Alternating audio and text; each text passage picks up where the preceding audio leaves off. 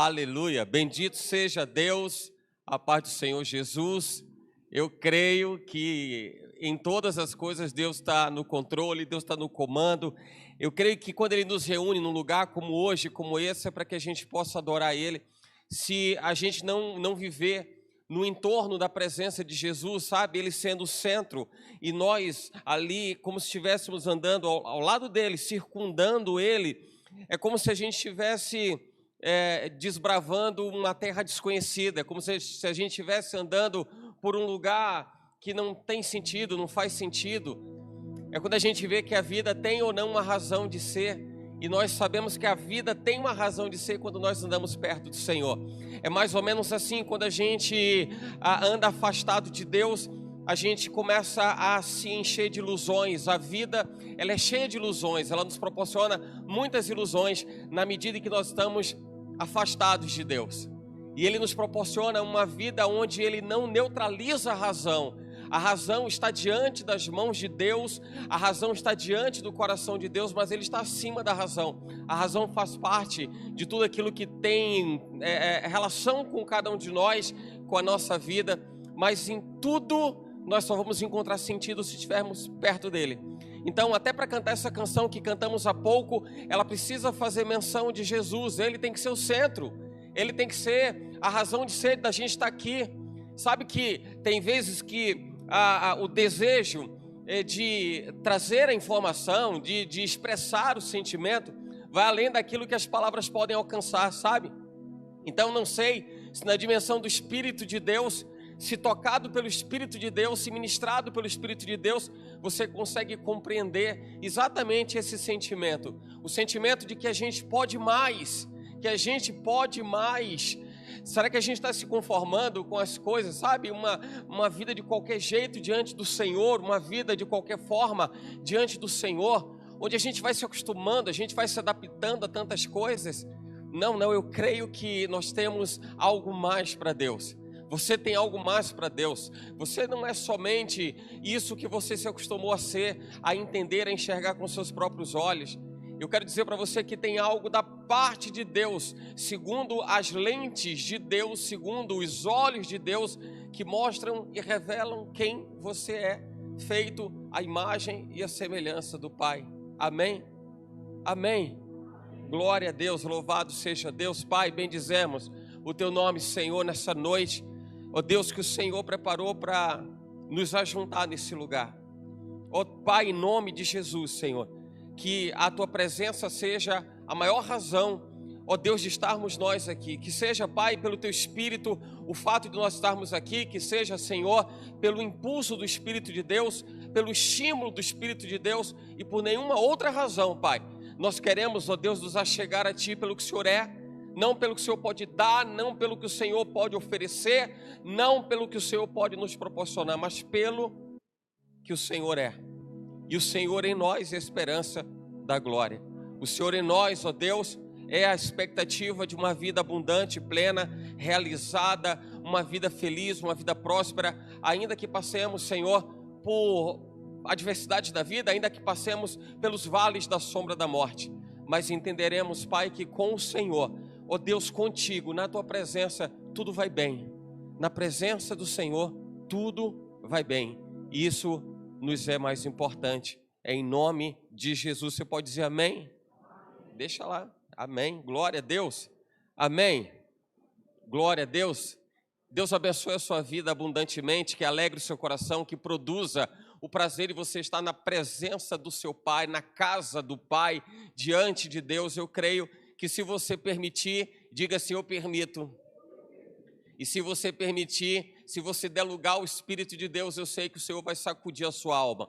E eu espero que pela decisão que você precisa tomar sobre você mesmo e em favor de você mesmo, você entenda que Deus quer produzir algo novo na sua vida, na sua alma, no seu coração.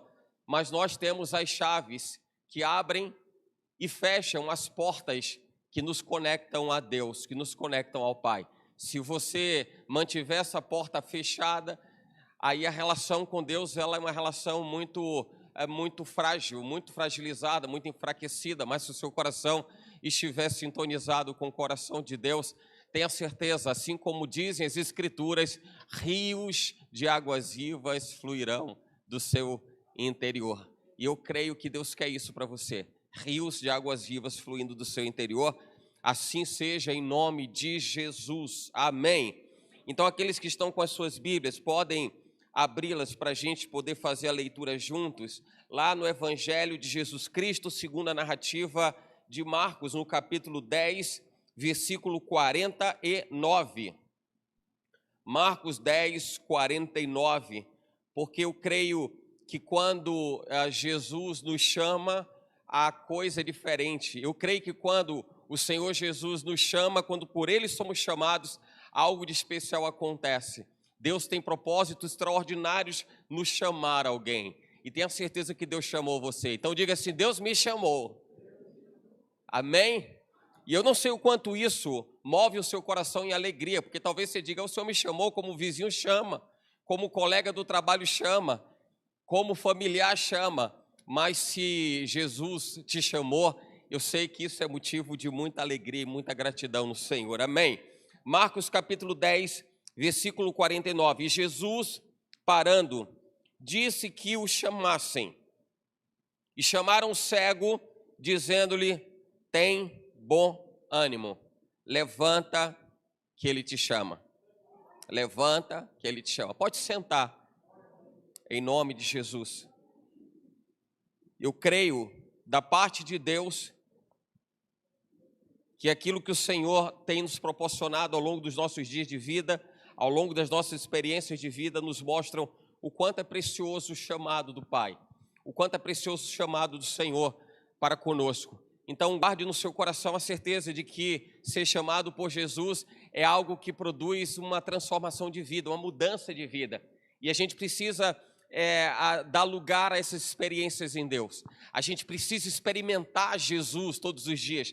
Não sei como você administra o seu tempo, eu não sei o que você faz do seu dia a dia, mas eu quero compartilhar o sentimento de quem está desfrutando diariamente novidade de vida em Jesus Cristo.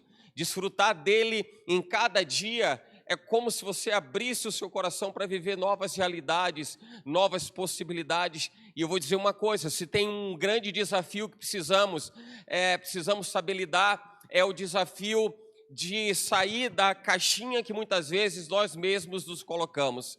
As caixinhas que nos aprisionam, as caixinhas que nos mantêm clausurados. E quando eu falo dessa caixinha, não estou falando de nada mirabolante, nem nada que fuja à doutrina de Jesus Cristo, não é nenhuma invenção humana. Afinal de contas, eu me lembro de uma frase de John Wesley, que ele diz assim: todo o conhecimento que você precisa ter está no único livro, a Bíblia. Todo o conhecimento, fala para quem está do seu lado aí, diga: todo o conhecimento que você precisa ter está num único livro, a Bíblia. Apenas a Bíblia. E aí eu me pego a pensar, me vejo pensando exatamente na condição de alguém que anda afastado de Deus. Na medida em que alguém se afasta da presença de Deus, ele se priva da oportunidade de ter o conhecimento que todo indivíduo precisa ter.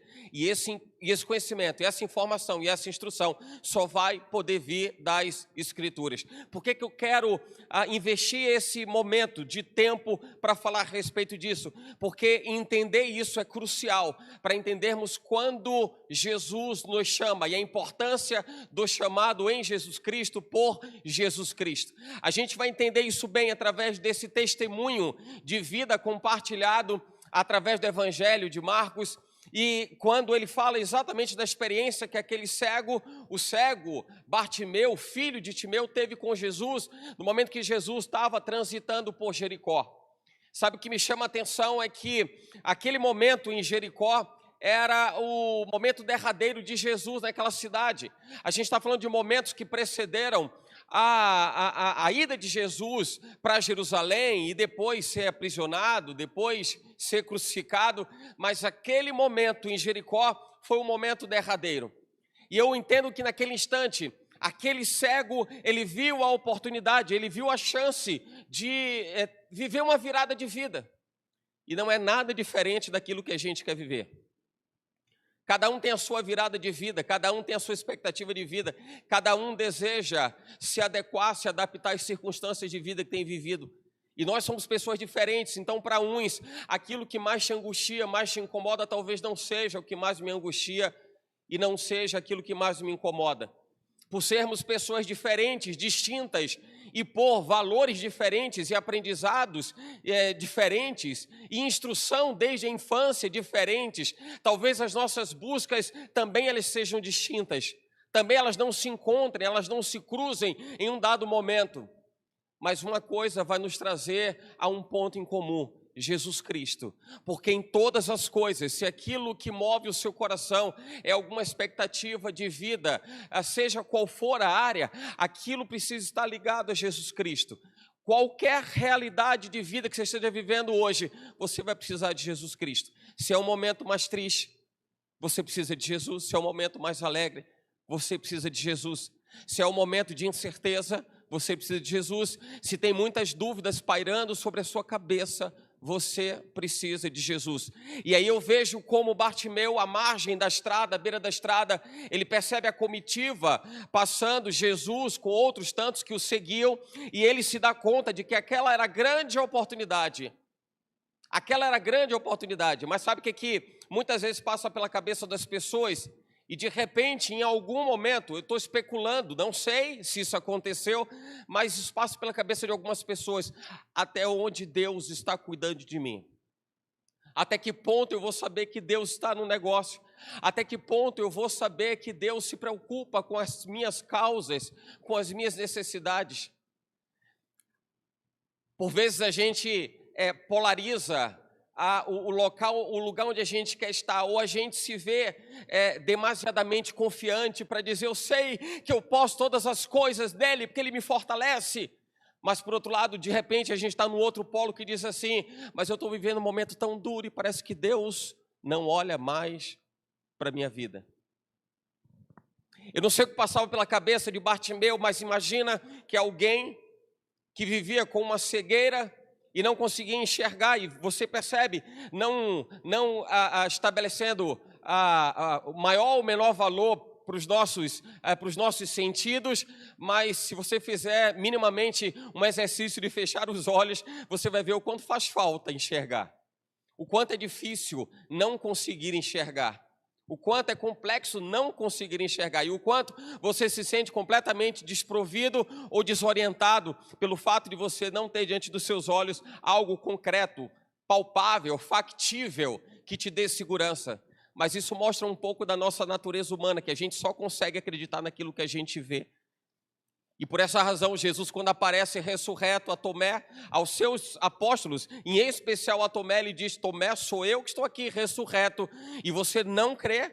Apenas se você conseguir ver, então vê com seus olhos.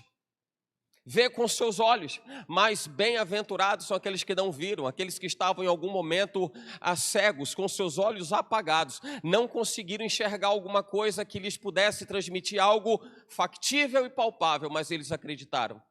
Eu quero trazer para você essa mensagem que diz respeito a você entender quando Jesus fala com você, quando Jesus chama você, e ainda que você não veja as coisas que você gostaria de ver segundo o seu próprio modelo de vida, você acredita que Ele está no controle de todas as coisas. Essa é a instrução que eu creio que da parte de Deus vai alcançar o seu coração. E na medida que você entender que Deus fala com você, eu tenho certeza que você vai perceber que é como uma luva que se encaixa perfeitamente numa mão. Porque eu creio que Deus, assim como trouxe você a esse lugar, a esse tempo, na noite de hoje, eu creio que Deus quer ministrar o seu coração segundo a vontade dEle, de acordo à vontade dEle, mas para lhe trazer uma certeza: Ele está no controle de todas as coisas, pela razão natural de que Ele chamou você, como chamou aquele cego.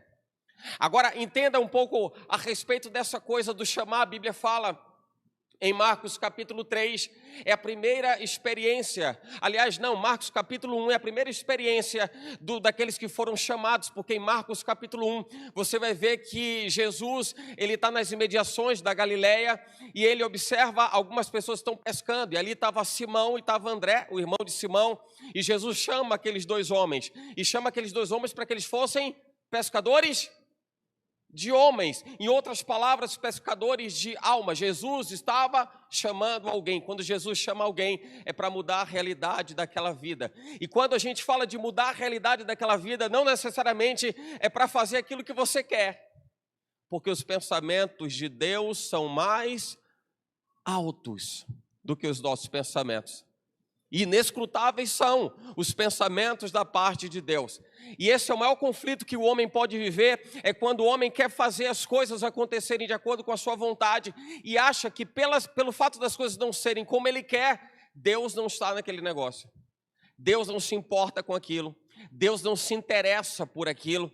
E esse é o maior equívoco da vida de alguém. Deus ama você. Eu preciso trazer essa certeza e essa convicção, porque o seu coração não vai entender absolutamente nada a partir de agora, se você não admitir que Deus ama você. Então admite agora: Deus me ama. Diga: Deus me ama.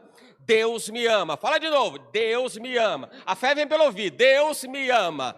Deus me ama.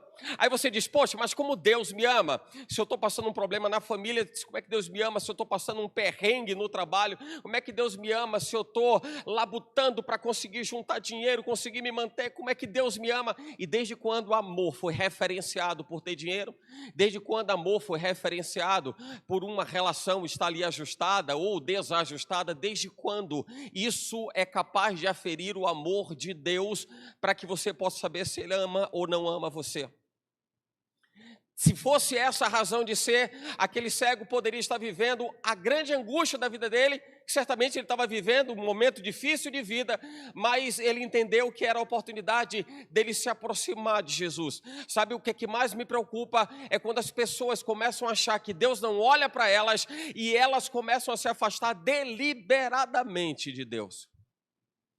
E olha que eu não estou falando de alguém que estava nesses dias de fé na festa do carnaval, não estou falando.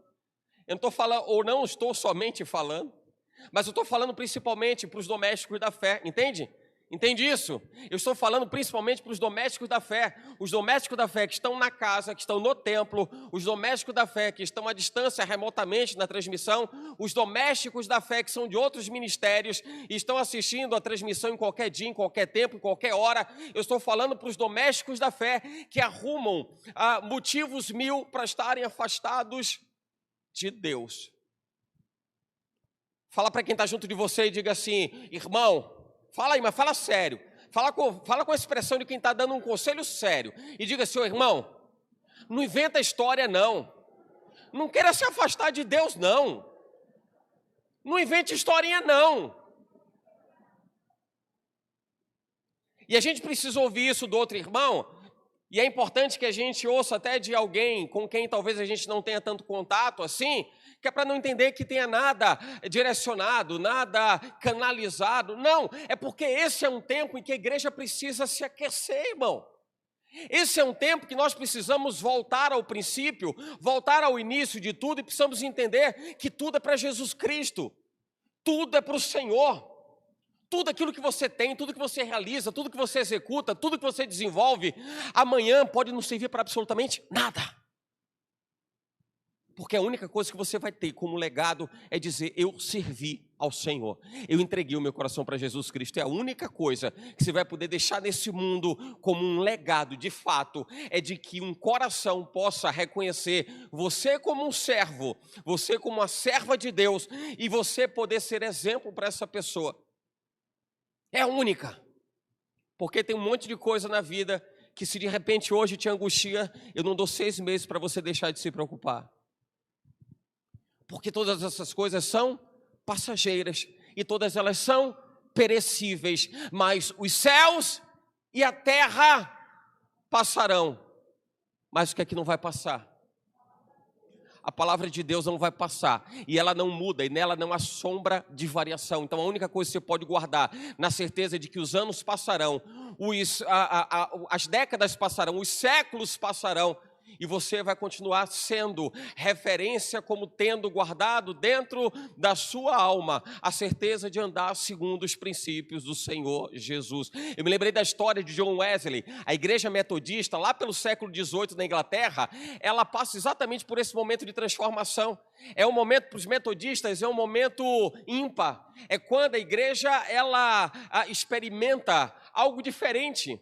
E é numa experiência do próprio John Wesley, através do que ele havia estudado, pesquisado sobre o ministério de Lutero, de Martinho Lutero, ele percebe exatamente algo que seria transformador na sua vida, que a justificação vem pela fé. Olha que coisa simples.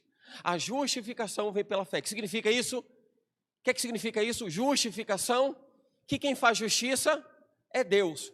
E essa justiça só é feita pela fé. Ou você acredita que ele faz justiça, ou você não acredita. E isso foi crucial para que a igreja metodista ela entrasse num estágio de aquecimento, de envolvimento com Deus, porque todo mundo começou a entender que todas as coisas na vida precisavam estar ligadas a Jesus. Sabe aquela coisa do eu vou para a igreja porque eu preciso receber algo para mim, eu vou para a igreja porque Deus tem que resolver o meu problema, eu vou para a igreja porque Deus tem que melhorar a minha vida e a minha perspectiva de vida. Não, tudo isso caiu. Para que se prevalecesse, você tem que estar na igreja porque você precisa de Deus. Você tem que estar na igreja porque Ele é Senhor. Você tem que estar na igreja porque Ele é Rei. Você tem que estar na igreja porque Ele o senhorio de Cristo governa. O reino de Deus é manifesto pela presença extraordinária de Deus no meio do seu povo. Isso ou nisso se resume o Evangelho. Nisso se resume a palavra de Deus como um todo. Percebe isso? Aí você observa aquele homem, Bartimeu, na beira da estrada, tendo que lidar com aquela situação, a cegueira, aquela coisa toda. E aquele momento crucial em que Jesus passa, ele começa a gritar. Quem lembra? Ele começa a gritar o quê? Jesus, filho de Davi, tem misericórdia de mim. Jesus, filho de Davi, tem misericórdia de mim. Eu vou dizer um negócio, até nos dias de hoje está difícil alguém falar o nome de Jesus, nem que seja para repetir o que o cego falou, irmão. Ei, não precisa inventar nada não, o que é que o cego falou? Diga aí. Eu não sei você, mas para falar Jesus, a parte da frase que eu ia falar com mais entusiasmo seria o nome dele, porque o nome dele é lindo. Jesus, filho de Davi, tenha compaixão de mim, tenha misericórdia de mim. E eu entendo que nesse contexto, misericórdia de mim é até o menos importante de tudo, porque o mais importante sempre vai ser Jesus. Porque o que Ele quiser fazer, Ele faz. O que Ele quiser realizar, Ele realiza. A gente só precisa entender, e essa é a relação de pai com filho, entender que o pai, ele instrui, ele orienta, ele conduz, ele ensina, ele aconselha. É porque muitas vezes nos colocamos como filhos rebeldes. O que é o filho rebelde? O filho rebelde não consegue entender qual é a direção que o pai dá. Aí muitas vezes se vê angustiado porque queria de um jeito e percebe que a orientação do seu pai é diferente. É diferente. E aí você percebe que assim foi o povo de Israel errante no deserto. O povo de Israel errante no deserto. O povo conhecendo os mistérios de Deus, experimentando os mistérios de Deus, mas volta e meia se rebelava contra Deus. Eu gosto de ler no livro, a gente está fazendo a leitura bíblica anual, não é isso? E ali quando você chega em Deuteronômio, você vê Moisés, no princípio do livro de Deuteronômio, especialmente, ele começa a fazer um resumão de toda a Torá, de Êxodo em diante, né? Então Moisés começa a resumir tudo o que aconteceu desde o Egito, até eles chegarem naquele momento. Deus já tinha falado que por conta da rebelião do próprio Moisés, por conta das águas de Meribá, lembra disso? Aquela coisa de dar o comando para a rocha, e Moisés dá 2 pancadas, Moisés já estava por aqui, ó, com o povo de Israel só enchendo a paciência, mas aí Deus fala para Moisés, você não vai entrar na terra, você não vai entrar, até que no final de tudo Moisés diz, ô Senhor, eu não queria, sabe como é filho, quando começa a rodear para falar com pai e mãe a respeito de alguma coisa, e já teve um não, e aí fica ali rondando, tem disso, acontece ou aconteceu com alguém? Eu fazia muito disso na infância, irmão, muito disso, então já tinha um veredito, já tinha um não, mas ficava ali, papai, te amo, mamãe, te amo, sabe, a senhora é linda, E tá um negocinho para contornar, assim, para tentar mudar a opinião, mas nunca deu certo. Então, Moisés fez exatamente dessa forma. E aí falou, oh Deus, olha só, poxa, eu queria tanto, deixa eu passar o Jordão, porque eu quero ver a terra, eu quero pisar na terra. E Deus falou, mas você não vai. Até que o Senhor diz assim, e não quero mais falar sobre esse assunto. Você vai ver literalmente Deus dizendo para Moisés, e não quero mais falar sobre esse assunto. Não quero mais tratar sobre esse assunto. Eu estou falando dos altos e baixos de Israel, que fez com que isso, Moisés está descrevendo isso e falando para o povo de Israel, e Israel diz assim, olha, e Deus toma os céus e a terra por testemunha contra nós, povo de Israel. Porque a gente teve a oportunidade de experimentar Deus, de vivenciar Deus, de desfrutarmos de tudo aquilo que Ele tinha para nós, mas pelas nossas escolhas, o próprio Deus declarou que ninguém dessa geração entraria na terra, senão Josué e Calebe. E mesmo aqueles que passassem o Jordão, atravessassem o Jordão, não acessariam por longo tempo a terra prometida, porque eles pereceriam e seriam espalhados por outras nações. E Deus fala por que Ele fez isso. Ele diz assim, porque vocês se inclinaram a adorar deuses feitos por madeira e por pedra. Deuses que não veem, não movem, não comem e nem cheiram. Mas vocês se inclinaram perante eles. Em outras palavras, Deus estava falando, o coração de vocês se fragilizou porque nunca acreditou em mim como deveriam ter acreditado. Comece a entender isso na perspectiva do que estava acontecendo com Bartimeu à beira da estrada. Vocês nunca acreditaram em mim como deveriam ter acreditado. Mas tem um consolo. Depois disso, Deus fala por Moisés, diz assim, mas mesmo no lugar que vocês forem tomados por servos, por nações estranhas, se vocês me buscarem com todo o coração e com todo o entendimento, vocês me encontrarão lá. O que Deus estava dizendo é, tem um lugar que mesmo sendo obscuro, mesmo sendo um lugar de solidão, mesmo sendo um lugar isolado, naquele lugar, se você me buscar, você vai me encontrar. Sabe que essa instrução para Israel foi fundamental para toda a história de Israel?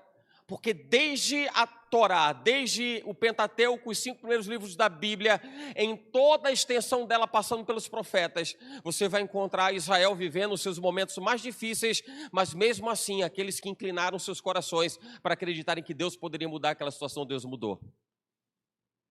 Fala para quem está perto de você, diga assim, irmão, se você acreditar que Deus não tira os olhos de você, tenha certeza, fala para ele, tenha certeza que Deus vai responder. Amém? Amém, irmão. Eu pensei que eu tivesse dito que Deus não ia responder, porque às vezes a gente fica triste, né? Assim, mas Deus não vai responder. Mas Deus vai responder, eu fico feliz da vida. Eu fico feliz da vida quando Deus responde. Quando Deus responde. A Bíblia, quando ela fala em Marcos capítulo 3, eu falei de quando Jesus chamou os primeiros, estava ali Simão, estava ali André, que estavam ali pescando. Depois ele vê Tiago, ele vê João, que estavam consertando as redes. Ele está no mesmo ambiente ali na Galileia, e ele percebe as pessoas que estavam ali cuidando das suas próprias vidas. Mas eles largaram tudo o que eles faziam, porque eles estavam seguindo a Jesus. Sabe onde que eu quero trazer você a entender? Eu quero que você entenda que, ainda que você esteja ligada a tantos afazeres, a tantos compromissos, a tantas coisas que você tem que fazer, realizar, desenvolver, você precisa parar e dizer assim, peraí, isso não é a minha vida. A minha vida é Jesus. Em última instância, a minha vida é Jesus. Não estou fazendo apologia a você abandonar emprego, jogar para cima, dar um chute para o alto, esquecer de tudo. Não, eu estou dizendo que tudo isso faz parte da sua vida. E como tem feito parte da vida de muita gente. Mas o grande problema é quando Jesus está fora desse cenário. O grande problema é quando Jesus não tem parte com esse cenário. Quando Jesus não tem parte com isso. Eu quero trazer para você a certeza de que Deus está tão no controle, Deus está tão no comando de todas as coisas, que enquanto as pessoas estão discutindo aí se Baby do Brasil ou Ivete, como que seria esse negócio, enquanto as pessoas estão discutindo isso, as pessoas estão ouvindo falar da palavra arrebatamento. Arrebatamento. Ah, mas se foi, se não foi, se devia, se não devia, na perspectiva do homem, na perspectiva de Deus, como é que é, está certo, está errado? Você vai encontrar gente que pensa de uma forma, gente pensa de outra, e eu estou vendo que só o arrebatamento está sendo pesquisado. Aliás, a palavra arrebatamento tem sido uma das palavras mais pesquisadas na internet, pelo menos nos últimos 3 dias. Arrebatamento. Apareceu alguma coisa para sacudir essa terra. Apareceu alguma coisa para sacudir essa terra. E a gente dá glória a Deus, aleluia, por isso. Mas até que ponto não é um pouco da falta da igreja na terra? Que a gente está precisando de alguém, um apoiozinho aí, para que as pessoas possam ouvir falar de arrebatamento, não é? De salvação. Onde é que está a gente aí? Cadê? Cadê nós aí? Onde é que nós estamos aí nisso? Onde é que nós estamos nisso? Porque vai alguém que para você e diz assim, olha, o que é que Deus tem feito na sua vida? Tem feito alguma coisinha aí. Aí a pessoa vai dizer, tem feito uma coisinha? Então tá, também não quero não. Até que ponto Jesus tem sido a razão de ser da sua vida? Porque eu repito, nem tudo vai acontecer como a gente quer. Nem tudo vai ser da forma como a gente quer. E ninguém vai levar nada dessa terra. A não ser a decisão e a escolha de ter andado segundo os mandamentos dele ou não. Guarda o que tu tens, para que ninguém te roube a tua coroa. Guarda os valores que você tem em Jesus Cristo. O que seria aquele homem à margem da estrada? O que ele tinha para oferecer ali? Quem era? Um cego? Alguém que mendigava para comer? Porque se não tinha visão, não tinha como trabalhar, não tinha como produzir, se não tinha como produzir, não tinha como se alimentar. Vivia à margem da sociedade esperando que alguém, por misericórdia, alguém que pudesse, por bondade, por altruísmo, pudesse chegar lá e dizer, toma alguma coisa. A ponto daquela comitiva ou parte dela começar a repreender ele, porque ele estava dizendo, Jesus, filho de Davi, tem misericórdia, tem compaixão de mim. Eu começo a ver a transformação de Jesus Cristo na vida do filho de Timeu, porque o coração dele entendeu de uma forma diferente, que todo mundo que estava naquela comitiva estava entendendo. Quem era aquele cego no meio daquela comitiva? Absolutamente ninguém. Ninguém. A ponto de passar despercebido. Era alguém à margem da estrada. Sabe quando você anda por algum lugar e alguém diz assim, pô, você viu ali? Você diz assim, não vi. Você viu aquele outdoor na beira da estrada? Não vi. Você viu um objeto que estava... Não vi. É porque normalmente a gente não coloca os nossos olhos, e quando eu falo de olhos, não falo só dos olhos físicos, literalmente falando, mas a gente coloca os nossos olhos, que eu chamo de interesse, naquilo que a gente aplica ao coração. A gente coloca os nossos olhos naquilo que a gente aplica ao coração. É por isso que tem para algumas pessoas, aquilo que elas olham não faz diferença. Tem coisa que na TV te chama atenção e você para. E tem gente que diz assim, não. Tem ou não tem? É assim ou não é? Aquele cego à margem da estrada, na beira da estrada, para aquela comitiva foi, não. A vida foi dura com ele, né? A vida fez isso com ele. E as pessoas se privam da oportunidade de estenderem a mão. Esse é o grande problema da nossa sociedade, até no século XXI que a gente está vivendo. As pessoas acham que a vida fez isso com ele. É cada um com o seu problema. Sabe aquela do ema, cada um com o seu problema? É mais ou menos assim. E isso é completamente anti-evangelho. Porque, contrariando até a rima, porque ema, cada um com o seu problema, atende a rima, não atende? Dentro da rima fica até bonitinho, não fica? Mas é completamente anti-evangelho. Dentro do evangelho, tem que contrariar a rima, então tem que ficar feio para a rima. Tem que ficar feio para a rima. Então, ema. Fala para o irmão aí, vai. Diga assim, ema. É problema seu. Vai, diga aí. Diga ema. É problema seu. Mas cadê a rima? Mas ficou feio com a rima. A rima ficou feia, mas tem que ficar feia para a rima mesmo. Tudo aquilo que se constitui amigo do mundo torna-se inimigo de Deus. Então tá bonito para o mundo, ema, ema, ema, cada um com seu problema. Tá muito bonito para o mundo, mas está inimigo de Deus. Ema, ema, ema, problema seu é assim, você tem que se importar com a vida do outro. O problema é seu, é dizer assim, você tem parte nisso, você tem responsabilidade nisso. Se você estivesse naquela comitiva, esse recado para você seria, por que você não foi lá falar com aquele cego que estava na beira da estrada? Por que você não foi lá oferecer ajuda, algum apoio, minimamente o que você poderia fazer? Por que você não foi? Por que você não foi ajudar de alguma forma, de algum jeito, dentro das suas possibilidades? Ema, ema, ema é problema seu. O que estava acontecendo é que naquela comitiva estava cada um com o seu problema. Então larga aquele cego de lado, larga ele lá no canto, porque ele precisa resolver a vida dele. De repente foram os pecados dele ou dos pais dele que questionaram a Jesus. Foi ele que pecou ou os pais dele que pecaram?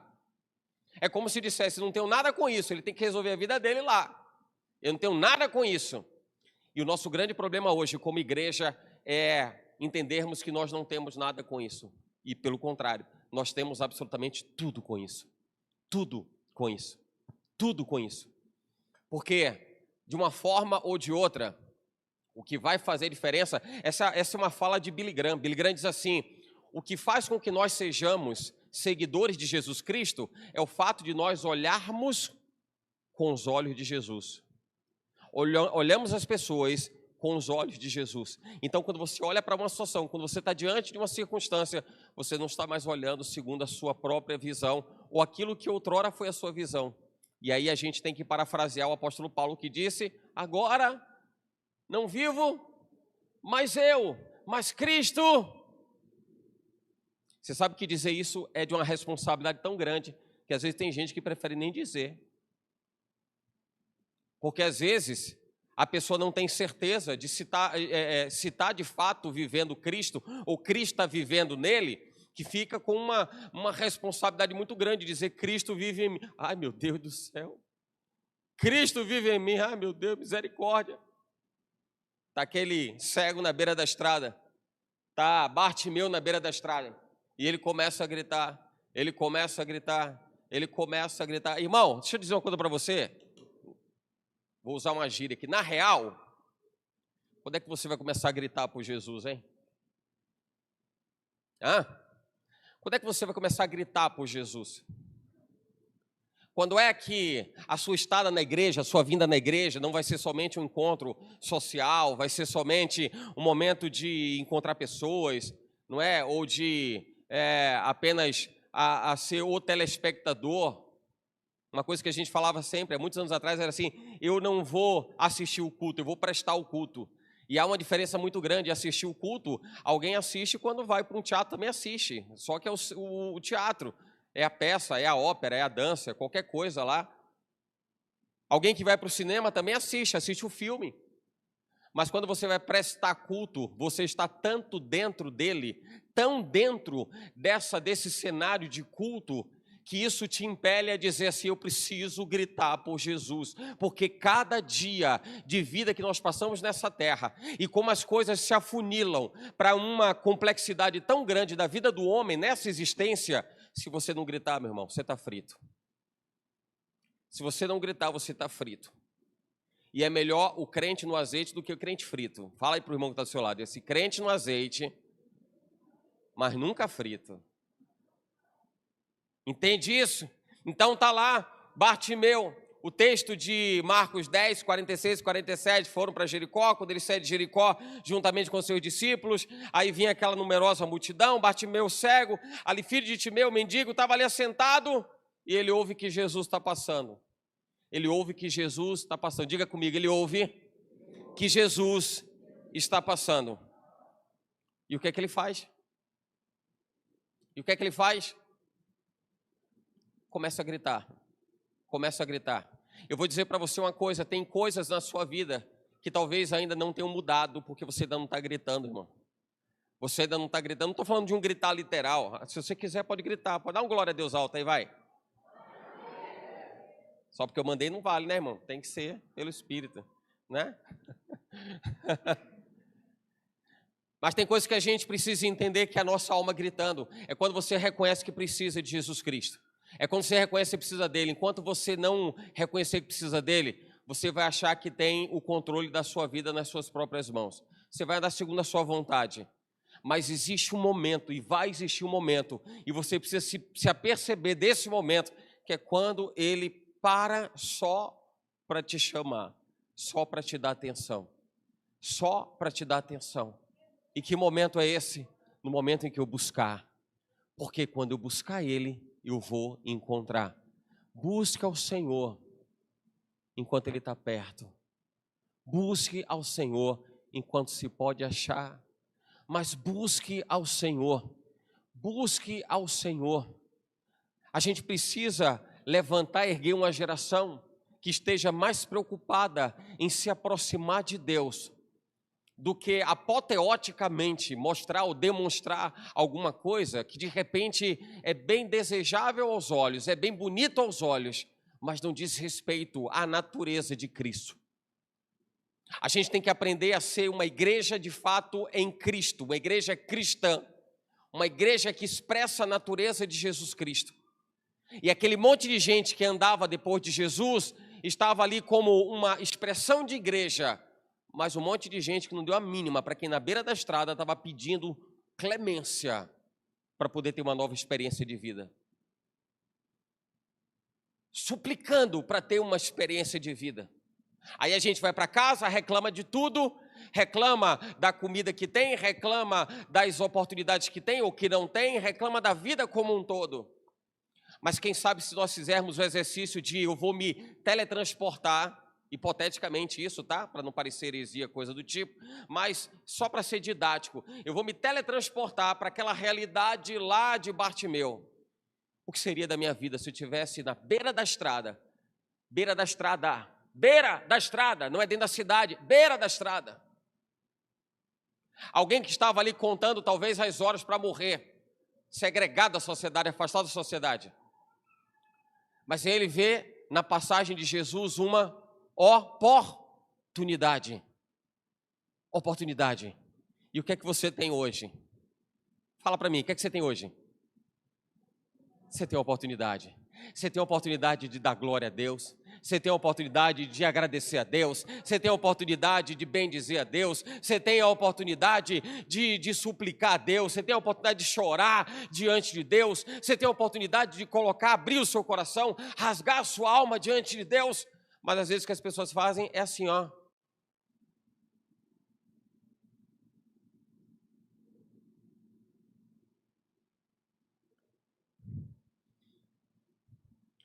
Isso diz respeito à cegueira espiritual. É quando as pessoas estão insensíveis. Sabe qual é o grande problema de muitas pessoas? É quando elas estão vivendo agora a indiferença.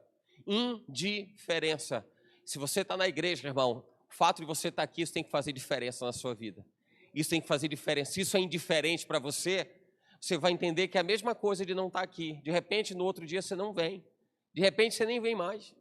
Porque não faz diferença. Não faz diferença. Se não faz diferença, por que eu tenho que sair da minha casa? Por que eu tenho que me encontrar? Isso não faz diferença. E aí, de repente, alguém vai dizer assim, é por causa da igreja. O problema é a igreja. O problema é o pastor não está muito assim sintonizado. Não sei. Porque normalmente as pessoas procuram alguém para eleger como sendo o vilão da sua própria história frustrada de vida. Já percebeu que acontece isso? Alguém tem que pagar o pato. E o pato é da pessoa, mas alguém tem que pagar o pato. Alguém tem que pagar o pato. Você precisa aproveitar as suas oportunidades com Deus. Você precisa fazer a gestão do seu tempo com Deus. Você precisa apresentar a Deus o que é prioridade na sua vida. O que é mais importante na sua vida. O que é mais relevante na sua vida. O que você precisa realmente fazer para você refinar o seu contato com Ele, a sua aproximação com Ele. Lembra de Tiago, o apóstolo? Quando ele escreve lá, livro de Tiago, capítulo 4, ele diz assim, o que é a sua vida? Para você dizer o que você vai fazer, vai deixar de fazer. O que é a sua vida?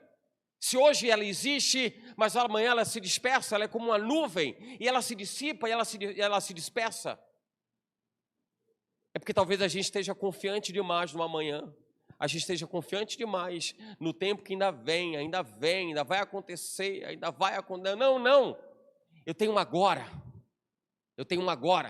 Lembrei de outra frase, eu leio muitas coisas de John Wesley, e aí eu lembrei de uma outra frase que ele diz assim: o que vai acontecer daqui a 100 anos, eu não vou me preocupar, porque o mesmo que cuidou e que vai cuidar daqui a 100 anos é o mesmo que cuidou de antes de eu nascer. O que eu tenho que me preocupar agora é transformar o presente. O que eu tenho que fazer é agora.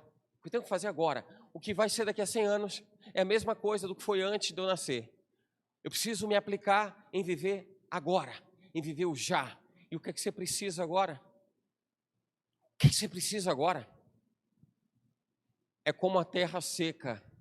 É como a terra desnutrida, é como a terra sem água, é como a terra desprovida de água. Nós vivemos como seres áridos quando vivemos segundo a nossa própria vontade. A grande questão é que queremos fazer das nossas próprias escolhas, nós queremos fazer o trampolim da nossa vida de sucesso, para a gente dizer depois que deu tudo certo. Não tem vida que deu certo sem Jesus. Entenda isso. Não tem vida que deu certo fora do propósito. Nenhuma vida fora do propósito deu certo. Nenhuma vida fora do propósito deu certo. Que experiência você vai ter para contar a respeito do seu relacionamento com Deus? Quais são as histórias que você vai contar daquilo que Deus fez na sua vida ou através da sua vida? E eu vejo que Bartimeu, ele foi, ao menos ele foi perseverante. Bom, se a única coisa que eu tenho aqui é a minha garganta para gritar, eu vou gritar. Jesus, filho de Davi. E quem não entendeu começou a repreender. Cala a boca, você está incomodando. Cala a boca, você está incomodando. Cala a boca, que você está incomodando. Quem menos deseja que você grite o nome de Jesus é quem vai se sentir incomodado se você começar a gritar. Quem menos quer que você grite o nome de Jesus é quem mais vai se sentir incomodado se você gritar. Será que não está faltando você gritar um pouquinho mais, hein? Será que não está faltando?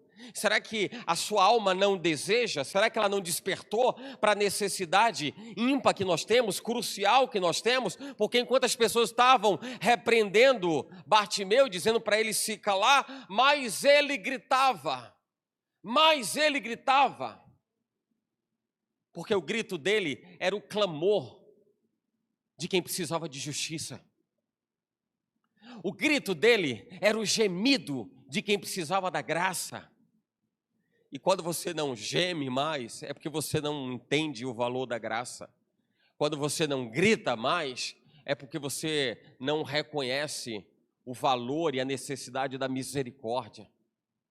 É por isso que a gente precisa se doutrinar a gritar mais por Jesus, a gemer mais por Jesus, a ter mais sede e mais fome da palavra dele, porque é isso que vai nos aproximar desse centro de equilíbrio de todo o universo. E o centro de equilíbrio de todo o universo passa por Jesus Cristo. Ele é o eixo do equilíbrio de todo o universo, de toda a história e de toda a humanidade. E quanto mais distantes dele nós estamos, mais excêntrico nós andarmos, mais fora do centro, menos privilégio nós teremos na relação de intimidade com ele. Quando é que você vai buscar? Quando é que você vai entender que ele te chama? Quando você vai entender que ele te chama, que ele grita o seu nome, que ele te faz o convite. Eu falava do capítulo 3 de Marcos, a Bíblia fala que Jesus sobe ao monte e ele chama aqueles a quem ele quis. E aqueles a quem ele quis, que ele chamou, todos eles subiram. E ali Jesus elege os 12 apóstolos foram eleitos naquele momento. Ouviram o convite e aceitaram o convite. Jesus chamando e aceitaram Jesus chamando. Ouviram o chamado de Jesus e aceitaram o chamado de Jesus. Entende isso? Ele chama você, a Bíblia fala que em Marcos capítulo 10, versículo 49, parou Jesus, disse, chama ele. Chama ele. Tem alguém que está me gritando, chama ele. Olhe para quem está perto de você e diga assim, olha, o Senhor está atento a quem está chamando ele. Diga, quem está chamando ele, porque ele vai chamar também. Fala assim, ó, porque ele vai chamar também. Estende esse em aí, vai. Porque ele vai chamar? Também. porque ele vai chamar também. Chamaram então o cego e disseram para o cego: tem bom ânimo, levanta-te. Ele te chama. Em outras palavras, foi assim: ó, fica alegre. Ele chamou você. Desperta a alegria, fica vibrante. Ele chamou. Fica feliz da vida. Ele chamou. Fica entusiasmado. Ele chamou. Fica cheio do poder de Deus. Ele chamou. Mas sabe por que Jesus chamou? Porque tinha alguém que estava chamando ele antes. Chegai-vos a Deus e Ele se chegará a vós. Ele nunca se absteve de ser o seu socorro bem presente na hora da sua angústia. Mas você foi a grade que impediu Ele de te salvar no momento de maior necessidade que você teve. O grande problema das pessoas é que elas ainda não entenderam que clamar diz respeito a uma expressão que vai além daquilo que você possa dizer. Olha que quando a Bíblia diz que ninguém ora como convém, mas é através dos gemidos inexprimíveis. Inexprimíveis, são gemidos que não se consegue exprimir. Você não consegue dizer o que você está fazendo o quê? Escreve o que ele está fazendo, o que é gemido. Você o que é gemido? É o grito, é o aperto, gemidos inexprimíveis. Se ninguém ora como convém, existem coisas que a gente não consegue mensurar, quantificar por palavras. Mas a alma, ela exprime a realidade daquilo que a gente está vivendo. Gemidos inexprimíveis que nos levam a uma oração adequada diante de Deus, é a expressão da nossa debilidade, da nossa fragilidade. Chega um momento que a gente diz assim: Senhor, eu já falei palavra bonita para o Senhor, já disse glória a Deus, aleluia, já disse o Senhor é poderoso, majestoso, excelso, soberano, mas isso ainda não te tocou, Pai. Porque eu preciso falar com uma outra linguagem que vai além da minha gramática, que vai além do meu dicionário. Eu preciso falar, Pai, com o Senhor através de algo que não se pode nem escrever. Eu não consigo nem escrever a respeito daquilo que só a minha alma consegue se comunicar contigo. O Jesus, filho de Davi, tem compaixão, tem misericórdia de mim, era mais do que uma frase. Quando Jesus para e escuta alguém gritando ele, Jesus não estava percebendo num contexto única ou exclusivamente audível aos seus próprios ouvidos. Jesus estava sentindo o grito, o gemido, o clamor. Existia algo muito maior do que a frase. Existia algo mais profundo do que a frase. E talvez a gente tenha desacostumado ao relacionamento onde a gente se conecta com Ele pela profundidade da nossa alma.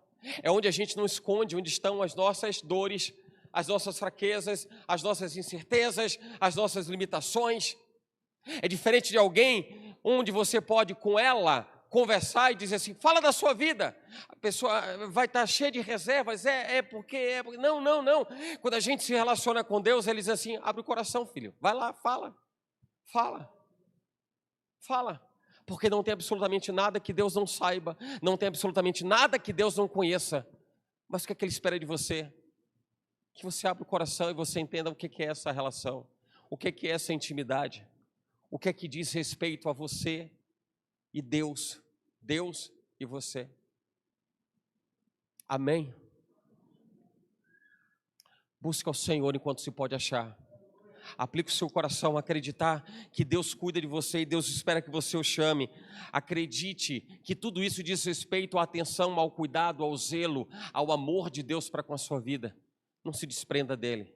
Ele te chamou antes mesmo de você nascer, desde o ventre da sua mãe. O projeto, o propósito de Deus para a sua vida está consumado antes mesmo de você pisar nessa terra. Antes mesmo de você pensar em existir, Ele já tinha sonhado com você. Ele já tinha desejado você. A sua vida não é um acidente. A sua estada nessa terra não é obra do acaso. É projeto literal de Deus, aos cuidados de Deus, sob a atenção de Deus. E Ele conhece cada um dos seus passos e todos os seus caminhos que são postos perante a presença do Rei da Glória. Amém?